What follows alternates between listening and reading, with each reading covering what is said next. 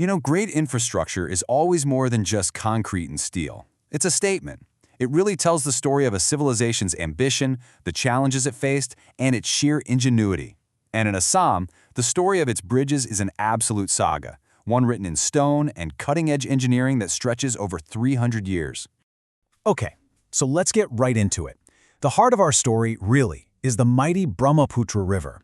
For centuries, this incredible force of nature has been both a lifeline and a massive barrier, just carving through the land and separating its people. And the challenge it represents has inspired generations of engineers to dream really big. So the first major attempts to conquer this challenge, they came from the Ahom kingdom. Now these guys ruled Assam for an unbelievable 600 years, and a huge part of their legacy was this deep understanding that, hey, if you want to build a strong state, you have to build strong infrastructure first. And look, this wasn't just some local opinion. What's so amazing about this quote is the perspective. We're talking nearly a century and a half after the peak of their power, and this British official, Rutherford, was still just in awe of what the Ahoms had built. Their roads and bridges, they weren't just functional, they were legendary. So here's our roadmap for this journey. We're going to start way back in the early 18th century with an ancient stone marvel. Then we'll jump to the post-independence era with the first modern steel bridge. See how things just exploded in recent decades. And finally, look ahead to a brand new bridge set to open in 2026. It's a journey of over 300 years of pure innovation. All right, let's start with what you could call the crown jewel of Ahom engineering, the Namdang Bridge. It was built way back in 1703 during the reign of the great Ahom king Rudra Singha. And it's so much more than just an old structure. It's an absolute masterpiece of durability. And this just brilliantly shows its lasting relevance. That red pin? That's the Namdang Bridge. And as you can see, it's not sitting in a museum somewhere. No, it's right there, part of National Highway 37. There is traffic flowing over it every single day, more than 320 years after it was built. Incredible. So how in the world did they build something to last this long? Well, the answer is just astounding. The bridge is a monolithic structure. I mean, think about that for a second. The main arched parts were carved out of a single massive piece of stone. This wasn't building, it was sculpture on an absolutely epic scale. And the secret ingredient holding all the stone blocks together? It's this indigenous Ahom cement called karhal. And get this, it's an organic mortar made from things like rice, duck eggs, and jaggery. It created a bond so strong that it's withstood centuries of monsoons, floods, and even major earthquakes. But here's the thing. For the Ahom rulers, pure function was never enough. This bridge wasn't just some engineering project. It was also an artistic and a spiritual statement. They literally turned the stone pillars into a public gallery of divine art. And you can see that artistry right here. I mean, look at these beautiful, even though they're weathered, sculptures. On its pillars, you can find carvings of major Hindu deities. Here we see what's believed to be Brahma, the creator god, and on the right you have Shiva riding his bull, Nandi. So this bridge connected land, sure, but it also connected people to their faith. Okay, let's hit the fast-forward button now, over 250 years into the future.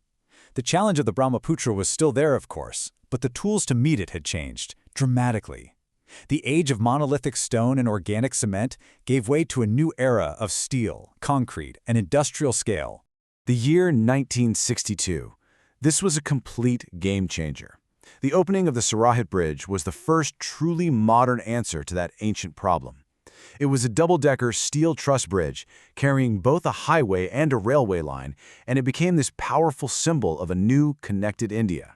And after Saragat broke the barrier, it was like the floodgates opened. The pace of construction just took off.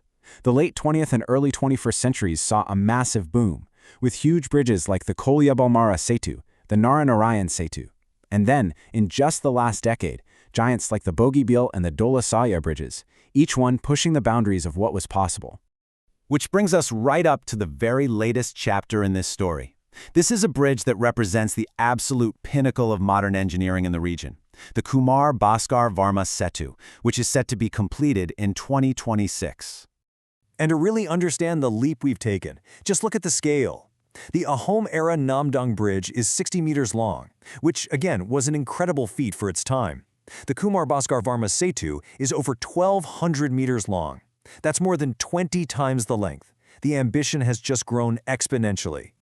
So, how do you even build something on that scale? Well, with brand new technology, of course. This is the first extradosed bridge in North India. Basically, think of it as a hybrid. It's got the brute strength of a traditional girder bridge, but it's combined with the elegance and support of a cable-stayed bridge. That makes it both incredibly strong and visually stunning. And this isn't just a bigger bridge, it's a smarter one, a lot smarter.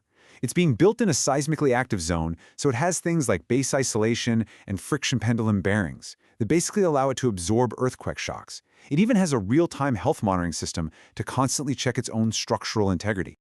So what does all this cool technology actually mean for everyday life? Well, this. The journey between Guwahati and North Guwahati, which right now can take up to an hour, is going to be cut down to less than 10 minutes. This isn't just a convenience. It's a total transformation for the entire regional economy. This chart really just sums up our entire journey, doesn't it? On one side, you have the genius of 1703, monolithic stone, organic mortar, and hand-carved art. On the other, the genius of 2026, steel composites, advanced cement, and seismic-proof smart technology. Two totally different eras, two different philosophies, both tackling the very same mighty river. And you know, even the name of this ultra-modern bridge is a link to the distant past. It's named after Kumar Bhaskavarma, a powerful king who ruled Kamarupa, or ancient Assam, all the way back in the 7th century. It's just a beautiful way of anchoring 21st century infrastructure in over 1,000 years of rich history.